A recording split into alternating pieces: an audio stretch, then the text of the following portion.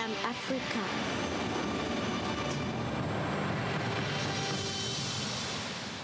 Ladies and gentlemen.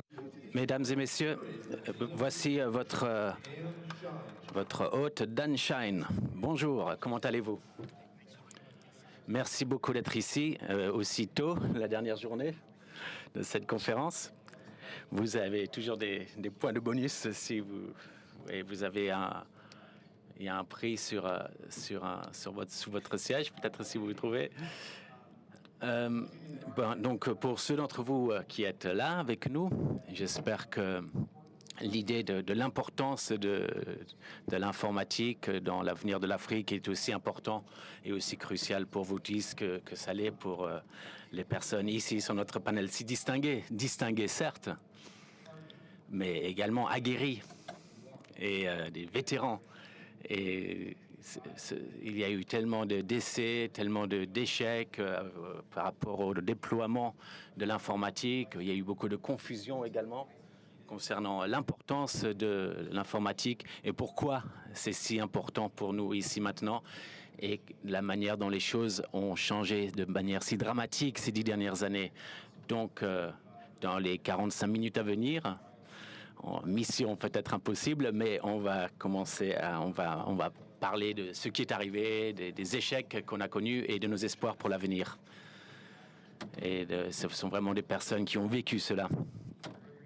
Donc, très brièvement, je vais faire les introductions. Alors, à ma gauche, il y a Sophia Bekele, qui est PDG de CBS International USA. Et elle fait également beaucoup d'autres choses. Elle est également directrice exécutive du DCA Trust et fondatrice de Yes to Dot Africa Campaign. À sa gauche, il y a Mac Jordan Degadjor, qui est cofondateur d'Africa New Media et Internet Freedom Fellow du Ghana. À sa gauche, j'espère que je ne me trompe pas, c'est Armand. Armand est le directeur général de l'économie numérique au Gabon.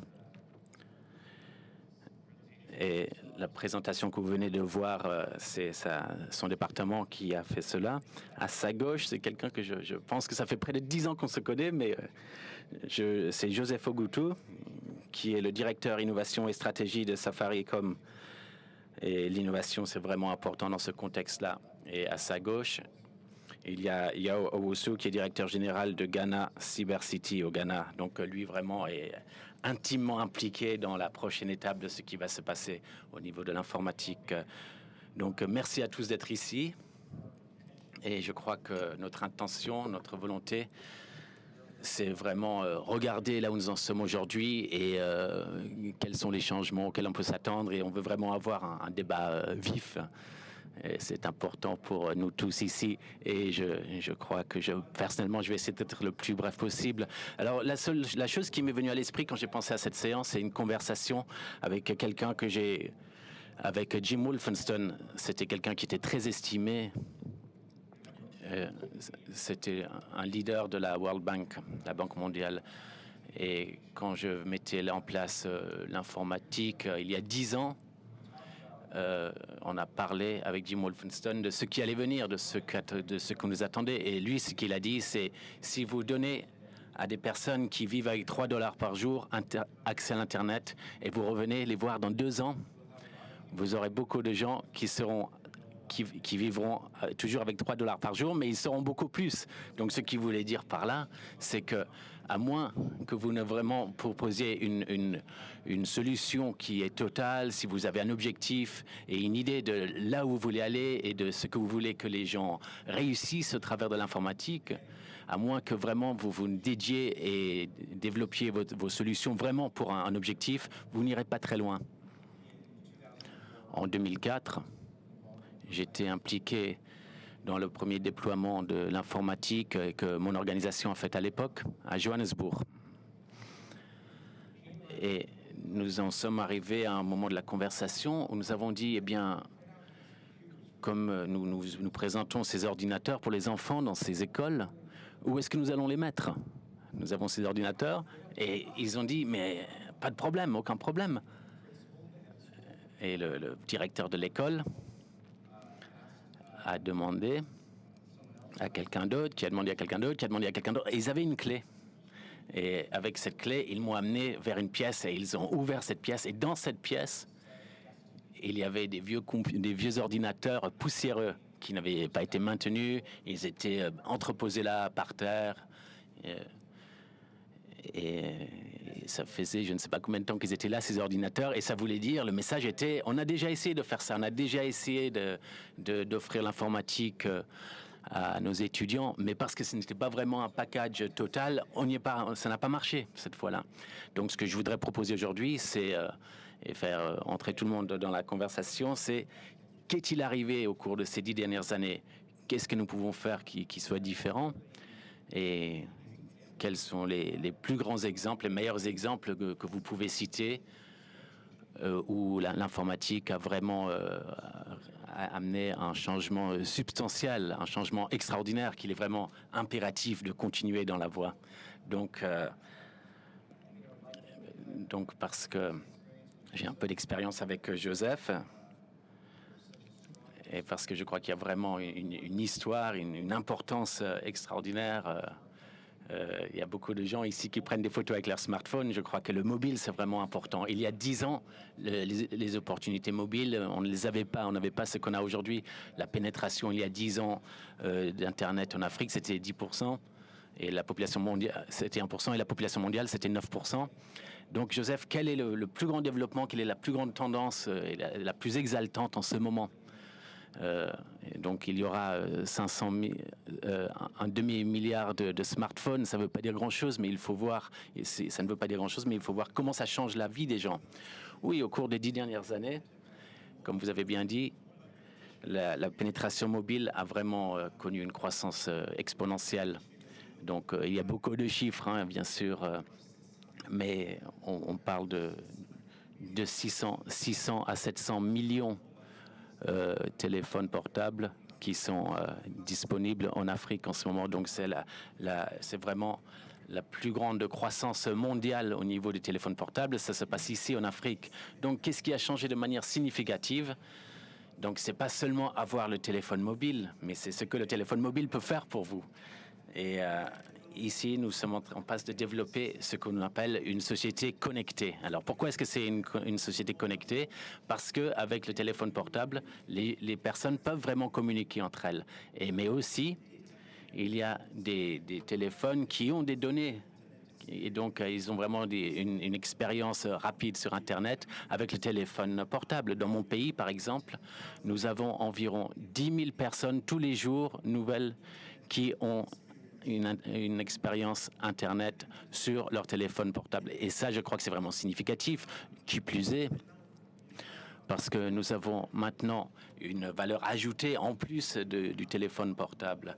Nous avons le paiement mobile qui est disponible sur le téléphone portable. Et ça fait vraiment une différence immense dans la vie des personnes. En 2007, pour vous donner un exemple, il n'y en avait presque pas. 7 ans plus maintenant, sur une base de 21 millions d'abonnés, 19 millions sont enregistrés sur M-Pesa. Donc ça signifie que même s'ils n'ont peut-être pas de compte bancaire, le téléphone portable leur permet d'être connectés au système financier. Ils sont capables d'avoir des transactions sans jamais mettre les pieds dans une banque, sans même avoir de compte en banque. Ils peuvent avoir un compte sur leur téléphone portable, ça leur permet de mettre de l'argent de côté, ça leur permet d'emprunter au travers de leur téléphone portable. Le téléphone portable, maintenant, ça permet également aux sociétés, aux business d'être capables de payer leurs employés. Donc ça, c'est par les pays avec le téléphone portable. Aujourd'hui, avec le téléphone portable, un fermier peut avoir de l'information sur son téléphone concernant le prix sur le marché de ce jour-là. Avec son téléphone portable, il a accès à toutes ces informations. Donc, je vais juste clôturer ces propos en disant que le téléphone portable, c'est pas simplement un outil de communication, mais ça nous permet d'être une société connectée, d'avoir des employés connectés, des étudiants connectés, des fermiers, des agriculteurs connectés. Et donc, ça, c'est vraiment un potentiel énorme en ce qui concerne la possibilité de transformer des vies. Voilà, je vais laisser ça là. Oui, absolument, très bien.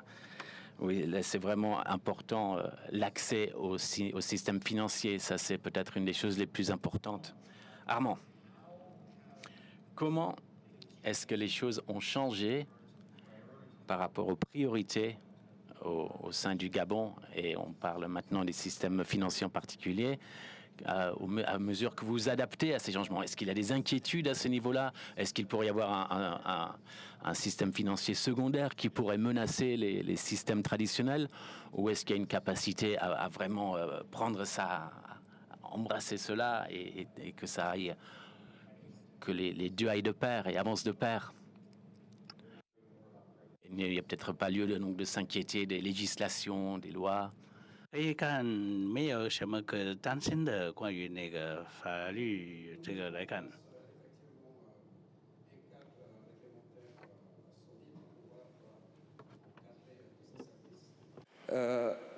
Les lois sur la société de l'information ont déjà été implémentées et sont en cours d'examen au niveau du Parlement.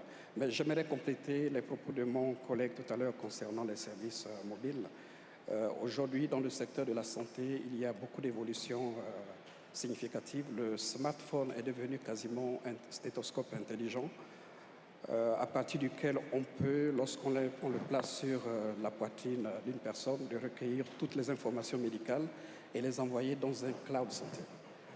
Et à partir de là, le médecin, où qu'il se trouve, qu'il soit en ville ou hors de la ville, peut accéder en temps réel sur les données de son patient et prescrire une ordonnance. Donc au niveau du Gabon, nous avons intégré toutes ces technologies et nous avons un projet novateur qui s'appelle Gabon Digital Village, qui consiste justement à déployer dans les zones rurales le M-Health, M-Education, mais également permettre aux populations d'accéder à l'eau potable, à l'électricité par énergie solaire.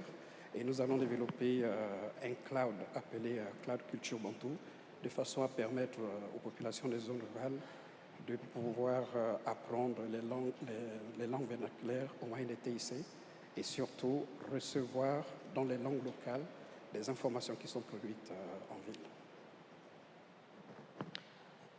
So, as relates to the Donc, au niveau des systèmes d'éducation, justement, à l'ère numérique, vous vous focalisez sur quel objectif au point de vue des catégories d'âge? Est-ce que vous parlez plus, vous visez plus les plus jeunes, ou est-ce que c'est plutôt les gens qui commencent à avoir des formations techniques après le lycée?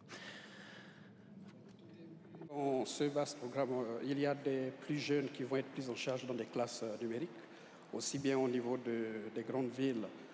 Nous avons un projet e-éducation et dans les campagnes et zones rurales, nous aurons un projet M-éducation. Au niveau des personnes âgées qui sont déjà dans le système, on va dire professionnel, nous allons développer des cours d'apprentissage, mais nous allons créer en fait des incubateurs de start-up et des PME de façon à développer la recherche-développement et créer des relations université-entreprise. Nous allons en fait booster l'entrepreneuriat pour pouvoir donc créer la croissance et des emplois dans ce domaine. Donc ça, c'est vraiment très intéressant. Donc on va passer maintenant à Yao, parce que justement, il travaille beaucoup sur l'avance des programmes. Comment est-ce que ça se passe au Ghana? Et est-ce que vous pouvez nous décrire ce qui arrive? Quelles sont les opportunités au niveau de l'échelle? Et on a parlé avant de la notion de pays contigus, et donc s'il y a les pays à côté, comment est-ce qu'on peut passer au-delà des frontières et avoir les meilleures pratiques dans un pays et les appliquer ailleurs? Alors, permettez-moi de continuer là où Joseph s'est arrêté, au niveau de l'innovation et comment on peut arriver pour changer les vies. Selon les recherches qu'on a menées, il y a près de 30% de tous les médicaments vendus en Afrique sont des faux médicaments, sont des contrefaçons. Et MP-Degré, que beaucoup d'entre vous en avez entendu parler dans les médias, j'en suis sûr, a sorti une innovation très simple qui aide à lire et à se débarrasser des contrefaçons, à identifier les contrefaçons en Afrique, en partenariat avec Hewlett-Packard.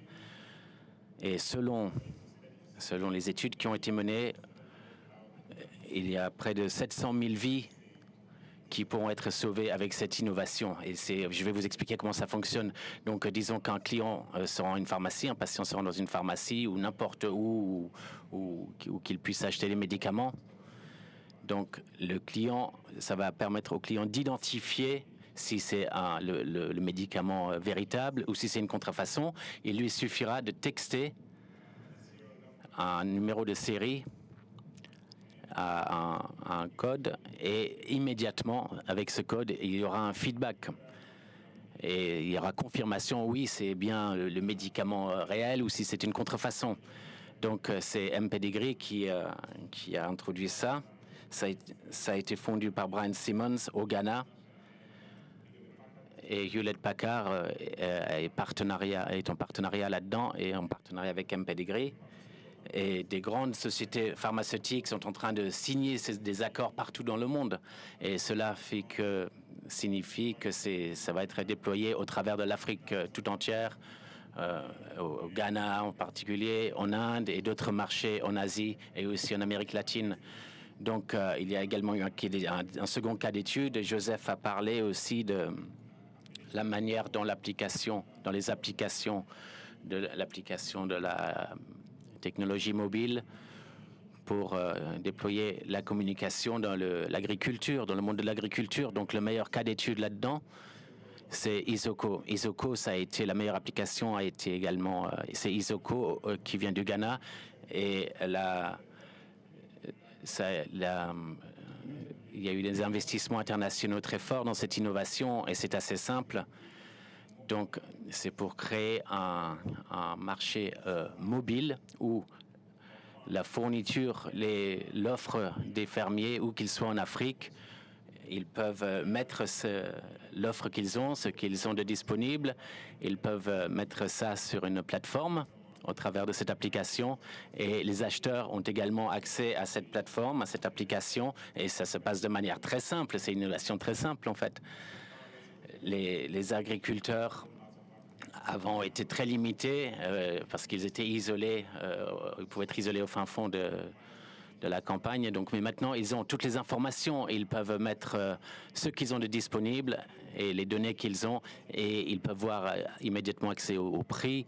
Et en Afrique, comme beaucoup d'entre vous le savez, plus de 20% des produits agricoles n'arrivent jamais au marché pour une variété de raisons, parce qu'il y a un manque d'infrastructures, mais il y a également un manque d'accès aux acheteurs potentiels. Je crois que la question qui me vient immédiatement à l'esprit, et ça se réfère tant à vos commentaires qu'à ceux d'Armand, combien de personnes ici dans la salle ont entendu parler qu'un des plus grands triomphes de l'informatique et de l'informatique mobile, c'est de permettre aux agriculteurs d'avoir accès aux informations vitales. Qui a entendu parler de ça dans la salle, si vous pouvez lever la main? Pas tellement, pourtant. Moi, je l'ai entendu beaucoup de fois, ça, je l'ai lu beaucoup de fois, et je crois qu'il y a beaucoup d'avantages, certainement, avec que l'informatique nous a amené, mais jusqu'ici, je n'ai pas encore rencontré un groupe d'agriculteurs qui a vraiment bénéficié de cette manière de savoir quels sont les prix du marché. Bien sûr, ils ont appris des choses, ça, je n'en doute pas, par rapport aux produits polluants, par rapport aux engrais, etc. Mais jusqu'ici, je n'ai encore jamais rencontré d'agriculteurs qui se servent d'une telle application. J'aimerais les rencontrer, j'aimerais leur parler. Donc, je vais passer maintenant à Mac, qui est peut-être un de nos panélistes les plus jeunes. Donc, il va vraiment au fait de ce qui se passe. Combien de personnes, dans les 3 derniers jours, ont envoyé un tweet ici dans la salle? Est-ce que vous pouvez lever une main? 7 personnes. Bravo. Mac, lui, donc, va certainement gagner ce concours-là parce qu'il est une des personnes les plus prolifiques sur les médias sociaux que j'ai rencontrés ici. Comment est-ce que ça change les choses? Comment est-ce que les médias sociaux changent les choses, Mac? Comment est-ce que l'esprit a changé par rapport à au fait que les gens sont en contact constant. En fait, l'importance de l'informatique, c'est pas la largeur de bande, mais c'est que la connexion reste constante. Oui, donc merci. Moi, je viens d'une région où les jeunes essayent tous les jours de changer la manière dont la société perçoit la jeunesse. Les jeunes tels que moi, nous sommes en train de changer la situation. Et on se sert pour cela en particulier de la technologie moderne. Si vous pouvez traverser tout le continent, d'Accra à Lagos, à Nairobi, à Dar es Salaam, partout, les jeunes sont vraiment en train de développer la prochaine application. Donc, il y a des applications pour gagner de l'argent et il y a des applications pour régler des problèmes. Il y en a qui parlent de famine, de mobilité. Mais si on vient au niveau local, comment est-ce que nous utilisons de l'Internet? Comment est-ce qu'on se sert de l'infrastructure que nous avons? Est-ce que nous améliorons le contenu? Je ne suis pas sûr que nous le faisions. Au Ghana, par exemple, nous avons une grande pénétration mobile. On est à 100% quasiment. Mais par contre, l'Internet mobile, c'est à moins de 50%. Mais on est à moins de 20% au niveau de la broadband. Mais moi, ça m'attriste parce que on s'occupe chacun de soi. Donc, ce qui est important, il faut vraiment qu'on se focalise sur les femmes aussi pour qu'elles aussi soient en ligne. Donc, on a des gens qui font de la mode, etc., des femmes qui font de la mode. Et avec les médias sociaux, ça ouvre beaucoup d'opportunités aux jeunes. Ça leur permet de communiquer. Donc, il faut vraiment que maintenant les gouvernements parlent aux jeunes et leur demandent comment est-ce qu'on peut vous aider technologiquement, sur le plan technologique, que ce soit pour le chômage, les problèmes de chômage. Ça, c'est mon opinion. Eh bien, je suis très heureux que vous ayez parlé de la question des genres, parce que c'est une des promesses, en effet, de la mise en place de l'informatique. On en a beaucoup parlé de cela, que ça permettrait... ça a souvent été les communautés de femmes qui se servent le plus de l'informatique. Je l'ai vu arriver, mais pas toujours. Mais il n'y a pas de question là-dessus, il n'y a pas de doute que l'avenir est dans l'avenir des femmes. Ça, on l'a dit, on l'a entendu dire souvent. Donc, mais comment est-ce qu'on peut améliorer l'accès et l'utilisation par les femmes de l'informatique? On peut en parler encore. Donc, maintenant, j'aimerais me tourner vers Sophia, qui a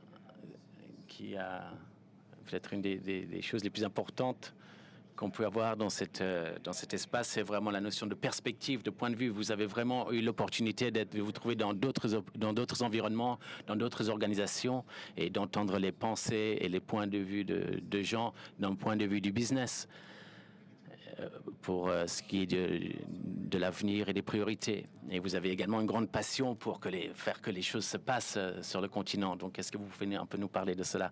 Merci. Merci, Dan. Donc, tout d'abord, permettez-moi de vous remercier pour cette superbe introduction sur le statut de l'informatique en Afrique. Et j'aimerais aussi vous remercier pour avoir mis sur la table la question du genre, des femmes et des hommes, parce que ça m'est très cher et c'est quelque chose dont je pourrais parler moi aussi, dire certaines choses. Moi, je suis dans le business de la technologie depuis près de 20 ans maintenant.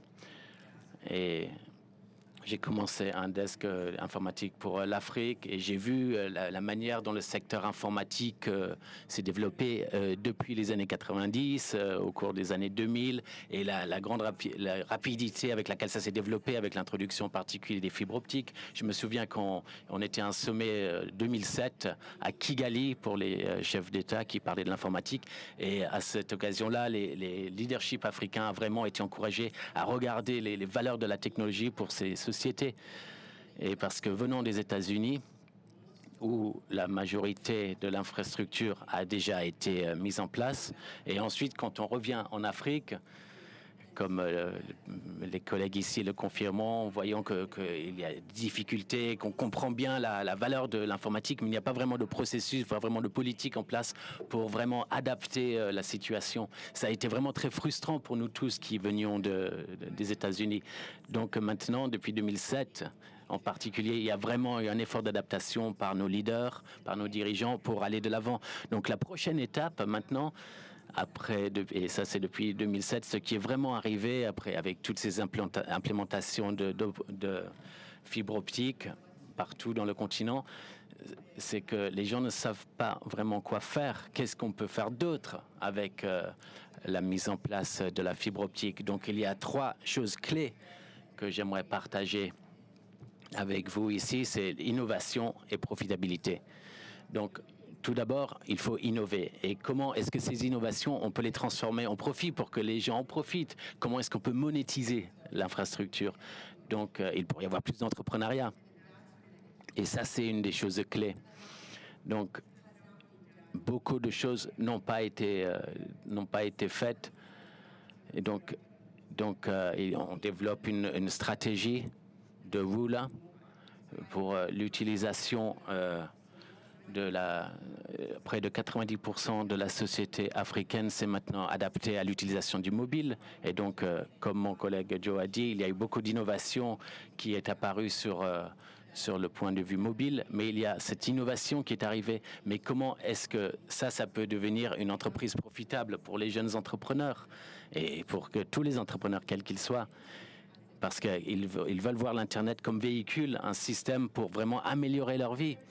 Donc, les développements de stratégies de WULA doivent être implémentés avec les stratégies et les politiques nationales et dans d'autres secteurs aussi, comme vous l'avez dit, Dan, d'autres applications qui ont été... il y a par exemple M-Pesa, mais il y a également iCow, qui est un service très populaire pour les agriculteurs, pour qu'ils puissent regarder les statistiques. Ils peuvent même enregistrer des vaches individuelles et donc avoir une base de données sur l'historique de leur bétail, de chaque vache, de sa santé, et d'être vraiment en connexion directe avec les vétérinaires. Donc, cette application existe.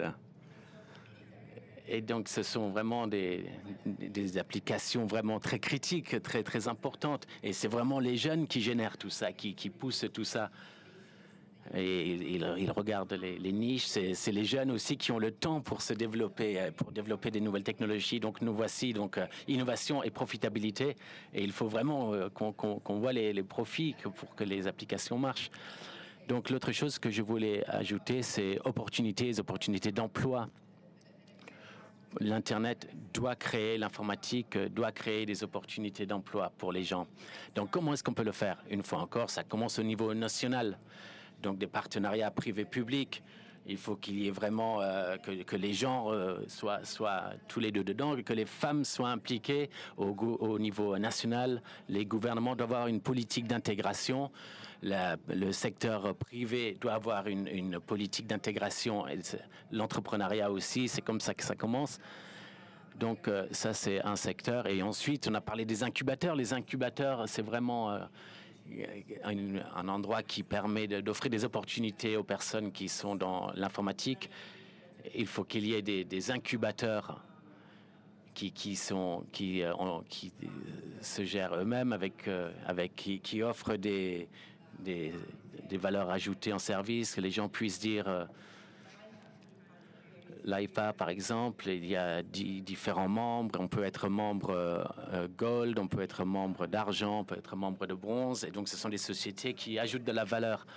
Donc, ce sont des choses qui créent pour que les choses qui sont créées pour que les gens voient l'importance de l'ICT. Et on parle aussi de gouvernance. Pour ce qui est de la gouvernance, les gouvernants doivent passer au prix les impôts, les taxes sur les investissements, sur le prix des ordinateurs. Ça doit être réduit parce qu'il y a beaucoup de problèmes de bureaucratie. Et il faut vraiment regarder le secteur informatique et faire que ce soit moins lourd pour qu'il y ait plus d'investisseurs qui entrent là-dedans. Merci Sophia, je crois absolument que tous les points que vous avez évoqués mériteraient un atelier à eux tout seuls. Mais j'en ai des favoris. J'ai vu Armand qui opinait de la tête quand vous avez parlé de la gouvernance. Donc, je voudrais tout de suite pourtant parler de la question de l'entrepreneuriat et des jeunes. Donc, on va revenir là-dessus. Mais Armand, donc très brièvement, rapidement, j'ai parlé. Ça fait longtemps que je suis en discussion avec l'International Telecommunications Union pour que ça devienne un droit humain de base, accès à l'Internet, que ce soit vraiment un droit humain de base. Comment est-ce que ça va dans vos espoirs et là où vous allez dans votre pays, et quelle est la relation entre ça et la question de gouvernance, si on pouvait mettre ça en place aussi rapidement que possible. Comment est-ce que vous pensez que ça pourrait être géré? Dan, alors je vais à la fois répondre ou compléter, je dirais, les propos de Sophia concernant l'entrepreneuriat et les initiatives qui sont prises dans ce domaine. Tout à l'heure, vous avez vu un film vidéo sur la technopole de l'économie numérique en Afrique centrale, la Cybercity de l'île Manji, qui va être le plus grand hub TIC de l'Afrique centrale, mais qui va, je dirais, dans le sens de l'intégration sous-régionale, parce que ce projet ne s'adresse pas seulement qu'au Gabon, mais à toute la sous-région Afrique centrale. Alors, les questions que vous soulevez concernant la réduction de la fracture numérique, effectivement, nous suivons les recommandations de l'Union internationale des télécommunications. Au niveau de la gouvernance, elles sont prises en compte à travers donc, les cadres réglementaires que nous implémentons. Mais au sein de la Cybercity, j'aimerais quand même parler d'un cluster très important et rebondir sur ce qu'a dit Sophia. Nous allons attirer des grands groupes internationaux qui vont bénéficier des exonérations d'impôts et de droits de douane. Et nous allons faire venir des groupes internationaux qui vont créer des usines pour la fabrication des smartphones, des tablettes, des ordinateurs, des smart TV, à moindre coût. Donc on va baisser les barrières douanières de façon à ce que toutes les populations gabonaises de la sous-région puissent accéder à moindre coût à cette technologie. Et là, nous serons dans une configuration, on va dire, réelle de réduction de la fracture numérique, parce que autant on peut développer les services, mais autant l'accès aux terminaux est toujours très élevé à cause des taux douaniers. Donc voilà les initiatives que nous menons, et le film vidéo de tout à l'heure était très clair. Le Gabon a déjà de l'avance dans ce domaine, et nous allons mettre sur pied ce projet dans les 5-6 prochaines années. Donc, merci beaucoup pour cela. Donc, un des autres points qu'a évoqué Sophia, il y a 10 ans encore, il y a eu des idées, les idées entrepreneuriales les plus grandes qui sortaient, c'était comment aller au-delà du problème d'accès, comment négocier l'obstacle de l'accès et pouvoir vraiment livrer le contenu et les capacités aux personnes qui étaient dans la campagne, qui n'étaient pas en ville. Moi, j'ai eu l'opportunité de parler avec Richard ce matin, et j'espère que beaucoup d'entre vous étaient ici hier et ont entendu parler de l'annonce du Grand Prix de l'entrepreneuriat africain qui va être donné ici l'année prochaine. Et ça, je crois que c'est vraiment très important. Et c'est le partenariat entre Le Point et l'organisation de Richard. Donc d'ici un an, si on se projette en avant, qu'est-ce que les entrepreneurs africains vont nous présenter pour faire partie de ce concours, de cette compétition? Je pense que ce sera plus vraiment l'accès, plus vraiment le dernier kilomètre d'accès, mais ce sera plutôt quelles choses innovantes peuvent vraiment apporter de la valeur dans cet espace-là. Et à ce propos, j'aimerais maintenant m'ouvrir aux questions de la salle, parce que j'aimerais parler du changement de la génération. Du changement parmi les générations, les jeunes qui sont maintenant, qui ont âgé peut-être de 10 à 14 ans maintenant, ils ont vraiment une notion très différente de ce que leurs attentes vont être par rapport à l'accès à l'Internet. Et ce qu'ils feraient s'ils avaient accès à l'Internet, et leur rôle et responsabilité pour être innovants, pour ajouter à la valeur de l'Afrique et du monde entier. Donc, avec ce commentaire, j'aimerais ici vous demander ici au panel, est-ce que vous êtes optimiste ou pessimiste par rapport à est-ce que vous pensez que les jeunes vont nous apporter, nous proposer, et où est-ce qu'ils vont vraiment se focaliser?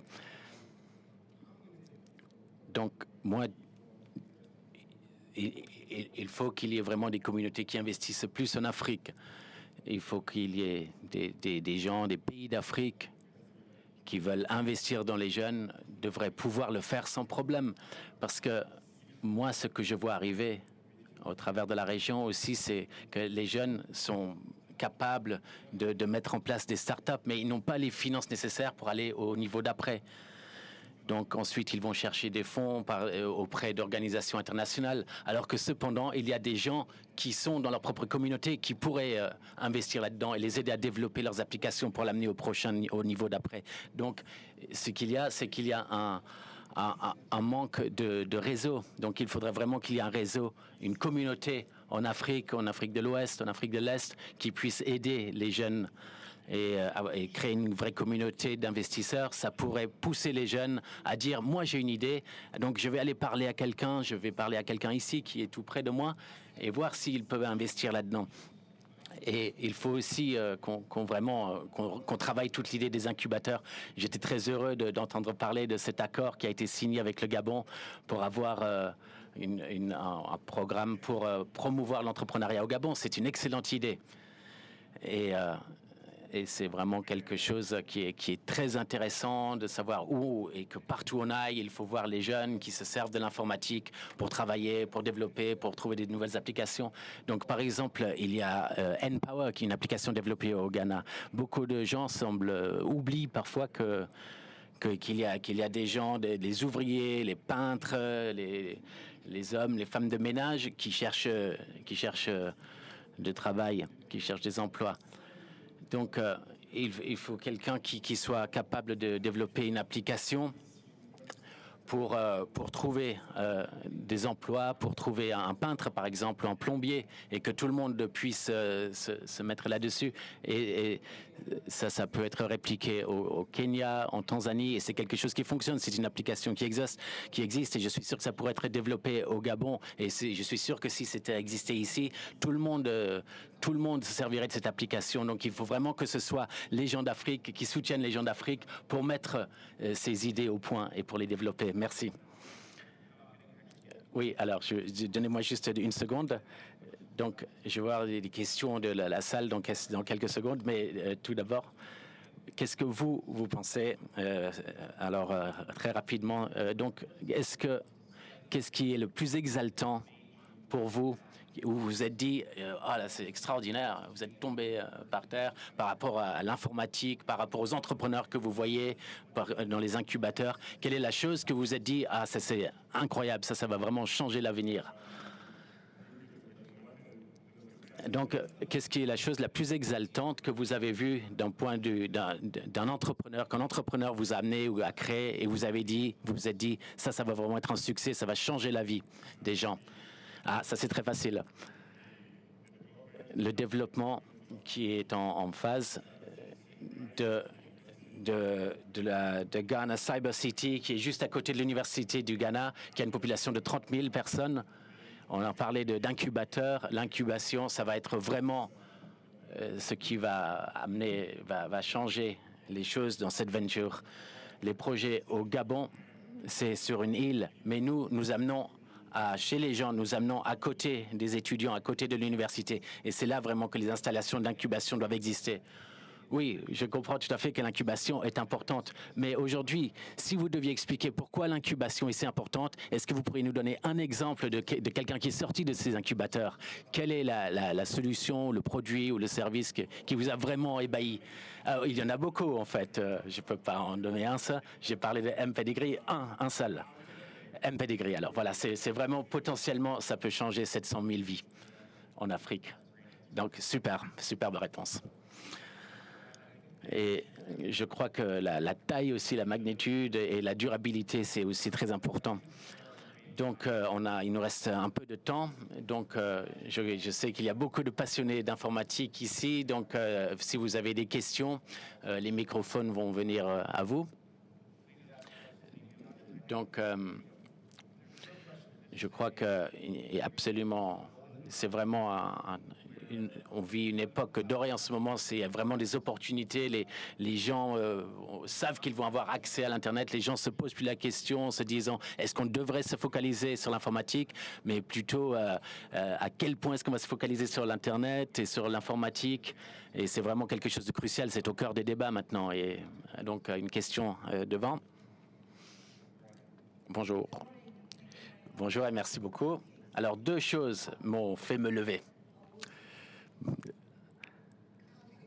Alors, les médicaments, les contrefaçons de médicaments, les médicaments contrefaits, ça tue beaucoup plus de personnes que nous le savons. Et donc, s'il y a une possibilité qu'il y ait des personnes comme moi qui sont de la génération stylo à plume, je ne sais pas si beaucoup de gens ici se rappellent des stylos à plume, ce serait vraiment fabuleux pour nous. Ce serait vraiment extraordinaire d'avoir quelque chose qui puisse nous aider pour comment on peut avoir accès à cette application. Ça changerait beaucoup de vies, ça sauverait beaucoup de vies. Et Sophia, vous maintenant, nous perdons beaucoup d'informations de nos patients parce que les dossiers des patients, ça prend beaucoup de place, c'est très volumineux, beaucoup de nos patients ne comprennent pas l'importance des documents, de numéros de dossier, et beaucoup sont analphabètes. Est-ce qu'il y a une possibilité où nous pourrions avoir une base de données sur les téléphones des traitements des patients, parce que la plupart des gens ont des téléphones portables,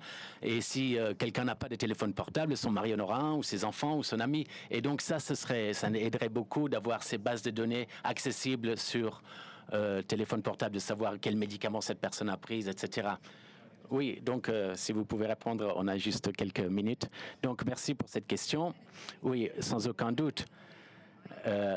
Si il y a des téléphones mobiles pour les docteurs à vache, il y aura également des applications pour les patients. Et donc ça, c'est vraiment quelque chose sur lequel l'Afrique va se focaliser et vraiment éduquer la population. Ce sont les applications qu'on veut vraiment mettre en avant maintenant. Mais une fois encore, c'est pas simplement une question d'entrepreneur qui fasse ça. Il faut qu'il y ait un soutien financier et qu'on en parle, et qu'il y ait des venture capitaux. Et le Gabon maintenant est en train de mettre en place les smart cities. Donc c'est vraiment un partenariat gouvernement, secteur privé qui va se mettre en place, parce que la plupart des hôpitaux, je ne sais pas au Gabon, mais souvent les hôpitaux appartiennent au gouvernement, mais il y a aussi des cliniques. Donc il faut mettre en rapport les expertises qui existent dans les cliniques privées et dans les hôpitaux publics. Je suis sûr que quelqu'un aura l'idée et va pouvoir mettre en place des applications mobiles pour vraiment mettre tout ça ensemble, parce que sur l'Internet, il y a beaucoup d'innovations au point de vue du secteur de santé, des médicaments, et donc maintenant il faut faire migrer ça aussi vers le secteur mobile. Donc j'aimerais ajouter quelque chose ici. Il y a une application qui existe en Afrique qui s'appelle Motech, qui change beaucoup, qui sauve la vie de beaucoup de femmes enceintes. Et sur leur téléphone, si vous êtes enceinte, vous enregistrez sur le système et vous recevez des messages ou des SMS sur votre téléphone portable qui vous donnent vos prochains rendez-vous, les médicaments que vous devez prendre, etc. Donc, comme l'a dit Sophia, il est possible qu'une application existe et soit créée pour vraiment garder la base de données des patients. Mais comme vous dites, il faut de l'argent et de l'intervention des gouvernements pour que ça se passe. Oui, je crois que, comme vous le dites, c'est important dans ce monde de smartphone. La notion de simple SMS est peut-être tout aussi important pour transformer les vies. Et le programme sur lequel dont vous parlez, ça s'appelle Text for Baby, et ce sont simplement là des SMS qu'on envoie aux futures mères. Alors, je ne sais pas si j'ai encore le temps. Est-ce que j'ai encore droit à une question ? Alors, une question rapide, et on conclura ensuite. Alors, une question rapide, s'il vous plaît, avec un point d'interrogation à la fin. Bongo. Tout à l'heure, la question avant qui a été posée, je crois qu'elle n'a pas été répondue. Et j'avais l'intention de poser la même question sur les médicaments. Donc l'application MPDG, si j'ai bien retenu, qui est à même de sauver des vies parce que effectivement, il existe beaucoup de faux médicaments sur le marché. Bien, est-ce que M. Lichambani ici, qui est directeur donc, de l'économie numérique au Gabon, peut nous dire est-ce qu'il a l'intention, puisque le Gabon a lancé pas mal de réformes sociales avec par exemple la CNEMGS, est-ce que M. Lichambani est prêt à développer par exemple, à vulgariser sinon cette application au niveau du Gabon? Et puis, puisque M. Oussou n'a pas répondu à la question de Tamp qui demandait comment avoir cette technologie. Merci. Okay, Donc, pour être très rapide là-dessus, la question est comment est-ce qu'on peut avoir une meilleure vérification des médicaments pour éviter les contrefaçons? Donc, est-ce que vous pouvez nous dire très rapidement quelques mots là-dessus? Dans le cadre du projet Gabon Village Numérique, qui est un prototype pilote que nous allons développer avec un grand groupe international, nous avons pris en compte effectivement cette problématique. Donc la carte CNAMGS, le formulaire CNAMGS sera intégré directement dans l'application Healthcare que nous allons développer et intégrer. Et les questions de traçabilité, de sécurité des médicaments sont prises en compte. Mais je vais terminer par là. Tous ces projets dont j'ai parlé tout à l'heure, l'implication de la jeunesse gabonaise est très importante et nous prenons en compte cela dans le cadre des projets d'incubateurs. Donc, dans les prochaines sessions, nous envisageons organiser des conférences au niveau des universités pour pouvoir recruter les meilleurs talents et les aider à créer des entreprises dans les incubateurs. Merci, Dan. Fantastique. Donc, je suis désolé qu'on n'a pas de temps pour d'autres questions. Mais juste pour ajouter au point de vue exprimé par Armand, c'est que tout au travers de l'Afrique, il y a beaucoup de programmes incroyables avec des programmes SMS qui permettent de vérifier les médicaments de façon très puissante. Et pour l'autre question liée aux bases de données médicaux, j'ai fait partie d'un programme au Rwanda où ils ont créé un système open source et j'ai été très honoré de faire partie de ce programme. Et plutôt que chacun ait son propre téléphone, ça permettait aux gens qui ne peuvent pas se payer de téléphone toujours d'avoir accès aux soins, même dans les parties les plus reculées du Rwanda. Et c'est un programme qui connaît beaucoup de succès. Je sais qu'il y a beaucoup d'autres questions, mais on me dit qu'il faut que je conclue. Donc, alors que ce soit le dernier point. Donc, pour mettre en place et pour le MPDG, les innovations de MPDG dans quelques pays que ce soit, le premier effort pour le gouvernement du pays concerné, disons le Gabon, donc l'équivalent du MPA, du FDA, de l'administration Food and Drugs, il faut que cette innovation soit approuvée d'abord. Et ça, c'est un processus qui peut être long, mais pour avoir plus d'informations, vous allez à mpdegré.net et vous aurez toutes les informations là-dessus. Et vous aurez accès à toutes les informations qu'il faut sur ce programme pour une mise en place dans un pays. Mais le gouvernement doit l'approuver pour que ce soit mis en place dans quelques pays que ce soit. Donc, merci beaucoup. Donc, on me dit que je dois conclure là, mais la chose la plus importante qu'on retiendra de ceci, c'est que c'est vraiment la partie immergée de l'iceberg de tout ce qui se passe ici. Et on en est vraiment au début, que ce soit l'implication du gouvernement, de la privatisation, ou les entrepreneurs et leur implication pour l'accélération de ce qui se passe, ou les multinationales qui reconnaissent l'importance de l'informatique. C'est que vraiment que les technologies et les capacités qui doivent maintenant revenir au continent et aux différents pays africains, je crois qu'on peut affirmer qu'on est peut-être impatient, ça c'est sûr, mais on est vraiment optimiste que les changements sont en train de se passer et que la situation change de manière vraiment importante et tangible et mesurable. Donc merci beaucoup aux membres du panel de votre présence et pour vos contributions. Et j'espère bien qu'on va continuer la conversation et les débats tout au long de la journée et au-delà. Donc, merci beaucoup à tous.